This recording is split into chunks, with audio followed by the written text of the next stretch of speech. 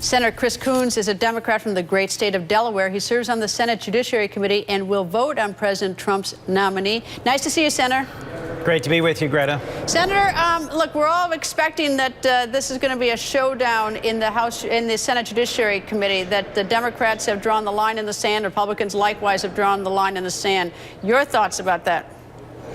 Well, first, I have to say that the idea that somehow there's going to be both of the finalists, both circuit court judges, at the White House tonight for some sort of celebrity apprentice final reveal is a little unsettling. A nomination for the Supreme Court of the United States is one of the most important, consequential decisions any senator will make, a vote on that confirmation. And it is my hope and expectation that the Senate Judiciary Committee will give President Trump's nominee the thorough consideration and the complete hearing that Chief Judge Merrick Garland of the D.C. Circuit, President Obama's nominee to the Supreme Court vacancy, never got. You know, I actually agree with you on the Judge Merrick Garland nomination, because I always thought that the Republicans, if they didn't want him, they should just vote no, but that at least he deserved a hearing, that the Constitution said that the president, then President Obama, had an obligation to appoint someone, to nominate someone, but I actually was disappointed in that. But based on that, are the Democrats going to sort of take revenge for that? Well, I can't speak for all my colleagues. I won't. I do think it's important for us to remind the American people that this is, in some way, a stolen seat, that this is a seat that should have been filled in the last year by President Obama.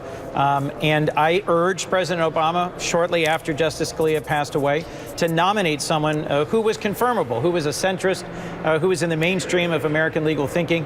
And D.C. Circuit Chief Judge Merrick Garland certainly was that. I had a chance to get to know him through a number of interviews and reading into his background, but the American people didn't. We never had that hearing.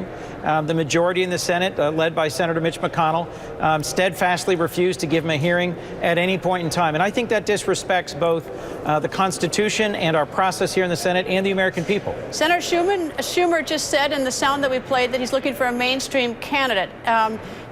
Judge Hardiman, who comes from the Third Circuit, was nominated in 2007, and then Senator Schumer, and then Senator Obama, and then Senator Feinstein voted for his nomination to the Third Circuit.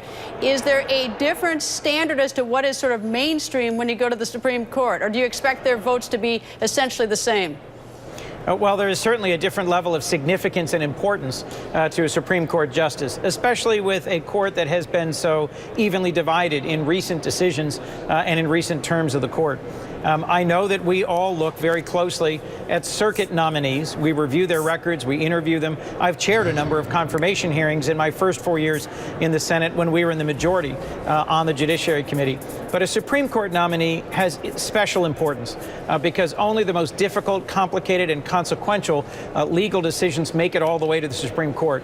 So I do think you will see some different votes, and it is my hope that all of my colleagues will keep an open mind and that Republicans will agree to give us the opportunity to thoroughly vet this candidate, to thoroughly understand this nominee, to research their background, to hear from witnesses both in support and in opposition, and to have a full and thorough nomination hearing process. And just a note to the viewers, we are watching the White House because we're expecting the some congressional members to join a reception, and we may even catch the nominee slipping into the White House. So we're watching the doors. Senator, you live by the sword, you die by the sword, and the nuclear option, which doesn't apply to Supreme Court justices, but the Republicans could change that. Senator Harry Reid changed the nuclear option a few years back. You know, do you regret that Senator Harry Reid did that?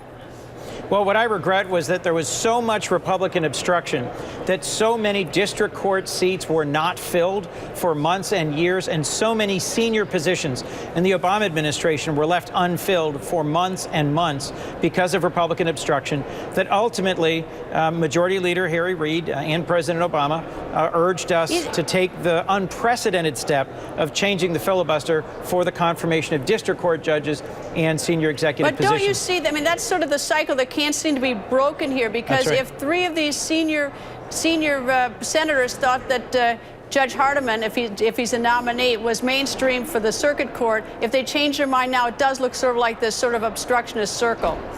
Well, I think, Greta, we all face a higher test and burden to explain and to articulate our votes, particularly on this consequential nominee for the U.S. Supreme Court. We do have to say we're in a different political environment today than we've been in recent years. We have a different sort of president. And the first 12 days of the Trump administration has put many in my home state on edge with a series of executive orders that have led to some real uneasiness, some unhappiness, even in some cases chaos at our airports as folks have tried to understand and implement and comply with an executive order that I think is unprecedented.